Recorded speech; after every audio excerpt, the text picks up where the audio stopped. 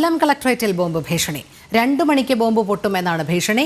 ജില്ലാ കളക്ടറുടെ ഇമെയിലിലേക്കാണ് ഭീഷണി സന്ദേശം എത്തിയത്. ബോംബ് സ്ക്വാഡും ഡോഗ് സ്ക്വാഡും പരിശോധന നടത്തുന്നു.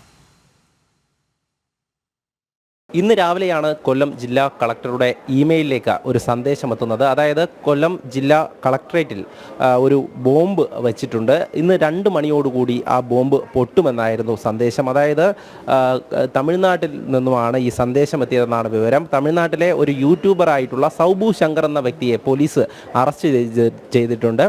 ഈ സൗബു ശങ്കറിനെ മോചിപ്പിക്കണമെന്ന് ആവശ്യപ്പെട്ടുകൊണ്ടാണ് ഇത്തരത്തിലൊരു സന്ദേശം കളക്ടറുടെ മെയിൽ ഐ ഡിയിലേക്ക് വന്നത്. ഈ ഒഫീഷ്യൽ മെയിൽ ഐ ഡിയിലേക്ക് വന്ന സന്ദേശം ലഭിച്ച ഉടൻ തന്നെ കളക്ടർ പോലീസിലേക്ക് വിവരം അറിയിക്കുകയായിരുന്നു. ഉന്നത പോലീസ് ഉദ്യോഗസ്ഥരെത്തി കളക്ടറേറ്റിൽ പരിശോധന തുടരുകയാണ്. മണിക്കൂറുകളായി തന്നെ ബോംബ് സ്ക്വാഡും ഡോഗ് സ്ക്വാഡും ഉൾപ്പെടെ പരിശോധിച്ച് വരുന്നുണ്ട്. അതോടൊപ്പം തന്നെ ഇമെയിൽ സന്ദേശവും പരിശോധിക്കുന്നുണ്ട്.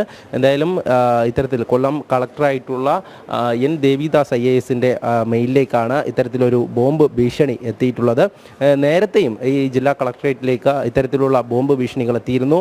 മണിക്കൂറുകളിലധികം പരിശോധന നടത്തിയിട്ട് പോലും മുൻപ് ഉണ്ടായിട്ടുള്ള ഈ ഒരു സന്ദേശങ്ങളിലൊക്കെ ഒന്നും കണ്ടെത്താൻ സാധിച്ചിട്ടില്ല എന്നുള്ളതാണ്. എന്തായാലും ഇപ്പോഴും സമാനമായി തന്നെയാണ് പോലീസ് ഉദ്യോഗസ്ഥരൊക്കെ പ്രതികരിക്കുന്നത്. കാരണം ഇത്തരത്തിലുള്ള സന്ദേശങ്ങൾ ഉണ്ടാവാറുണ്ട്, പക്ഷേ പരിശോധനയിലൊന്നും കണ്ടെത്തിയിട്ടില്ല. അത് തന്നെയാണ് വീണ്ടും ആവർത്തിച്ചിരിക്കുന്നത്. എന്തായാലും ഇത്തരത്തിലൊരു ആവശ്യമാണ് ഈ മെയിൽ അയച്ച ആൾ ഉന്നയിക്കുന്നത്. ഈ യൂട്യൂബറെ പോലീസ് അറസ്റ്റ് ചെയ്തിട്ടുണ്ട്. അയാൾക്ക് നീതി വേണം. അയാളെ മോചിപ്പിച്ചില്ലെങ്കിൽ 2 മണിയോടുകൂടി ബോംബ് പൊട്ടുമെന്നുള്ള സന്ദേശമൊക്കെയാണ് വന്നിരിക്കുന്നത്. എന്തായാലും പോലീസും ഡോഗ് സ്ക്വാഡും ഉൾപ്പെടെ പരിശോധന തുടരുകയാണ്. ഇനിയും ഒരുപാട് സ്ഥലങ്ങളിൽ അങ്ങനെ പരിശോധന വ്യാപിപ്പിച്ചുകൊണ്ടിരിക്കുകയാണ്. ഈ സ്ഥിരമായി തന്നെ കേരളത്തിൽ പലയിടത്തും ഇത്തരത്തിലുള്ള ബോംബ് ഭീഷണി സന്ദേശങ്ങൾ എത്താറുണ്ട്.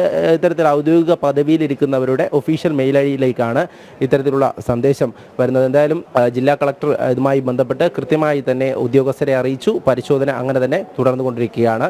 ബിജു പരൂരിനൊപ്പം എം മനോജ്, ജനം, കൊല്ലം.